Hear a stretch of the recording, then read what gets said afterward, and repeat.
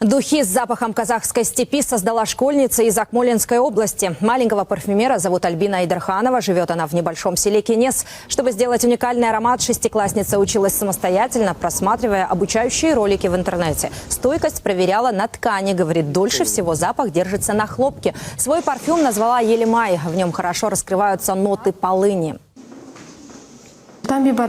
Меня вдохновила легенда о султане Бейбарсе. Очень понравилась его фраза «Полынь пахнет родной землей». Поэтому я решила создать духи, которые бы передавали дух и атмосферу казахской степи. К тому же уже есть очень много цитрусовых, цветочных и фруктовых ароматов.